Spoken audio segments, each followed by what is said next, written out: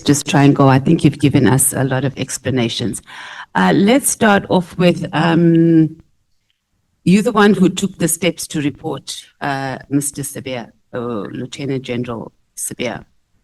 Why not the actual city manager? Why did you lodge the report? Which city manager, MP? The acting city manager, was it Brink? When you wrote the letter to make a complaint to the ministers, No. you were, Yeah. what? Okay, explain that. Were you not the executive director in the city manager's office? Remember, me and Mr. Brink, we commissioned a preliminary investment in the advisory report. Brink signed off on that advisory report. No, that's not what I'm asking. The letter that you sent, right, to the ministers, right, especially, particularly Minister Cele, it was from you. Yes. Right. I'm asking, why wasn't it from the city manager or acting city manager in particular? Oh, you're asking why I became the source? Yeah. No, there are no rules. I beg your pardon? There are no rules. There's no? There are no rules. No rules. Yes. No, I'm not asking about the rules. I'm just saying, was he not in support of you lodging the complaint? No. At that time, Mr. Brink is pushed out. He's on suspension, Dr. Okay. Brink. So who was acting in the position at the time? It was a guy, if I still remember, called T.N. Alice. And he was not in support of lodging? He's the one who was told. Just yes or no. Like, let's try to. You are asking me about T.N. Alice, and I'm saying to you that it is the same guy who was told not to oppose CBI in court. Okay. So he was asking him to go and report CBI. Support it. That's all you have to say. No, he was under clear political instructions by Mpopa Lads, period. Okay, and I need us to have a nice engagement because I don't want you to be on the defensive. I'm asking. No, I'm not on the defensive, Mr. Mathys. Let's go. Okay, so that's all I wanted to make sense of. Okay, so he was, let's go to, he was appointed under the city manager of Trevor Paula. Am I correct? Yes. Okay, were you in the city, the COJ at that time? No. Oh, you weren't. Okay, no problem. When did Paula leave? I would think that because Dr. Lokwani started on the 1st of January 2017, he must have left in December 2016. Okay. I would think so. Was it, so was it around the time of the new government? Because we had elections in 2016. Yes, remember, yes, it would have been at that time because Councillor Mashaba takes over, I think at that time. Yeah. In November 2016. Okay. So it was because of the DA coming in that Trevor Fowler left. They wanted a new city manager. Remember, we work on 5-year contract, so I would think that his contract was over. I would think so because I was not there. Oh, okay. No, if it's fine that you don't know. Okay, but they had an option of extending his contract if they liked. I'm not sure about that. That's fine. Let's go to the report. You submitted the TZN attorneys. Yes. Report. How did it come about that they were appointed to do an investigation? How did it come about? We got this dossier from whistleblowers, me and Dr. Brink. My advice to him was, there's just too much information. Let's give it over to lawyers to review these documents and give us an advisory report. Oh, okay. So was this supported by the mayor and the speaker? No, it was us in the office of the city manager. So, okay, it had nothing. But did they know that you were doing an investigation or you appointed TZ attorneys? We're not doing an investigation. We're seeking an advisory report. Okay. All right. Right. Okay. Did they know about it? No, they were not. Well, if you protect whistleblowers, you don't, up until you clear what the investigation, what the documents are saying, to protect the whistleblowers, so we don't disclose certain things prematurely like that. That's why we only, once we hear the advisory report, then we produce it to them. Okay. And then how? We submitted it to them, sorry. So I was just saying we submitted the report to them once it was there, the advisory report. Let's breathe a little bit. Okay, and then when you got the report, because the report is very detailed and I think it pretty much covers your entire testimony. How was the report processed internally? As I indicated in my evidence, the report was blocked. Nothing happened.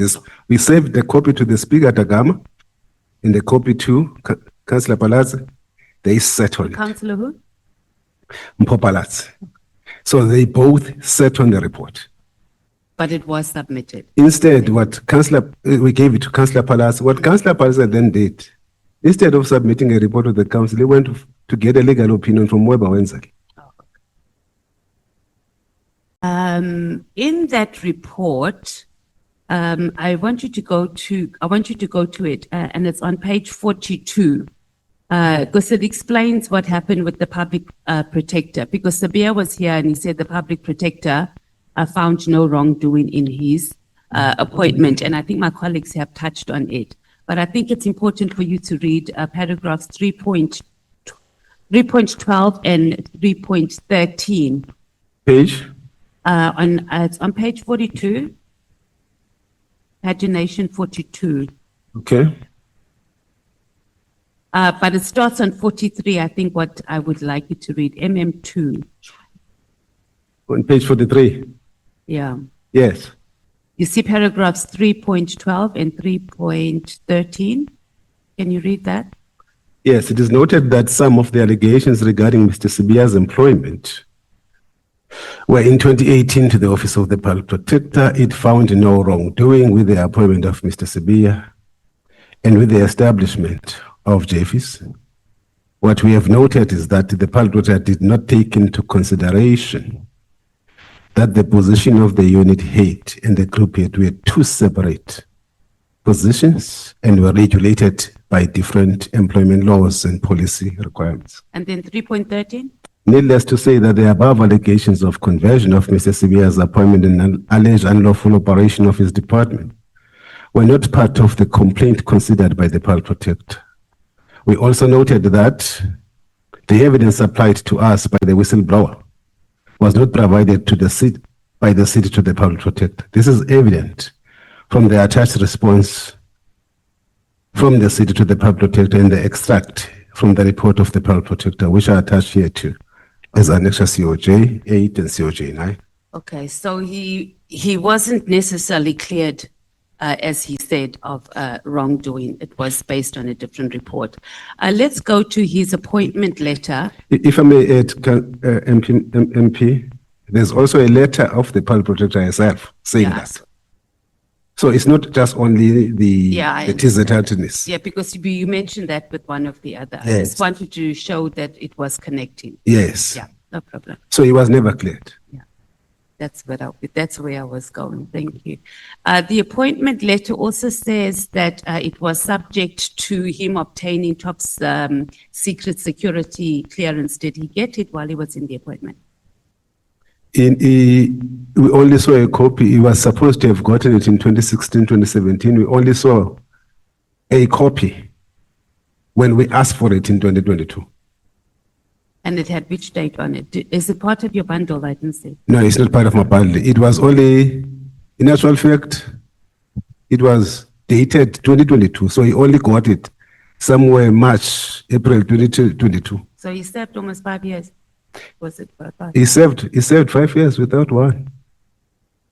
Page 226, and my colleague also went through that on the 226. Who didn't sign the structure.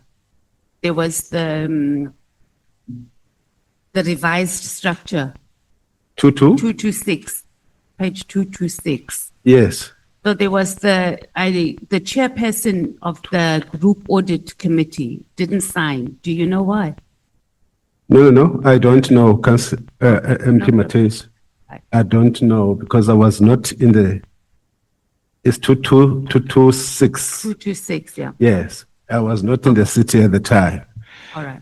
And we just focused on the ones that signed, literally. Okay. Sibia told us that he did not procure any tools or instruments that were classified as counterintelligence. let's go to, there's a list, and it's also on page 44 of the TZ report. Page So there's a 44. list of, yeah, page 44. So there's a list of 10 tools. I want you to also go to page 51 in particular and state the laws that prohibit the purchase of these tools.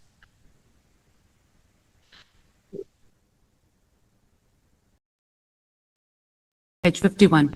Yeah, on page 51. So the our reading of these laws in even in the report, they're just being mentioned. Yeah, that's So if I were to advise in this regard, they get settled by the letter of the SSA.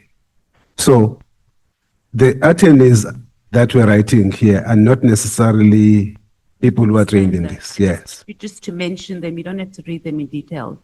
The laws Yeah. is the Cyber Crimes Act, is the local government regulations on appointment and conditions of employment of senior managers, the Cyber Crimes Act number 19 of 2020. Then there's RILCA, the Regulation on Interception of Communications and Provisions of Communications Related Information Act, number 70 of 2002.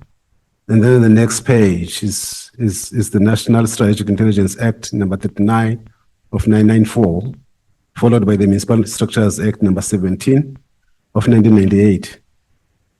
Okay. So there's quite a few. There's quite a few, yes. Yeah. And I dealt with them briefly when I was presenting earlier to say your appointment, your conditions of service, your delegations must make it to the council for you to be an HOD. But I wanted you to deal specifically with the purchase of the spyware, but I get that. State Security Agency, when they did their inspection, who initiated it? So once we got the advisory report, we served it to Councillor Palazzi and Councillor Dagama, and then we served one to the State Security Agency, to the Public Protector, I think to the IOG, Inspector General of Intelligence. So once that was done, then Councillor Palazzi wrote to the State Security Agency to say they must come and do inspection. So was that something that would be a normal procedure, or was it because there was an alert that, okay, this equipment might not be what the COJ should be procuring? Look, I don't know what would have motivated Councillor Palazzi, but what was clear to us was that she was hoping to have something that is going to clear this allegation that the city of Johannesburg have got a spyware. I'm saying this because once the letter of the SSA came, Councillor Palazzi organized a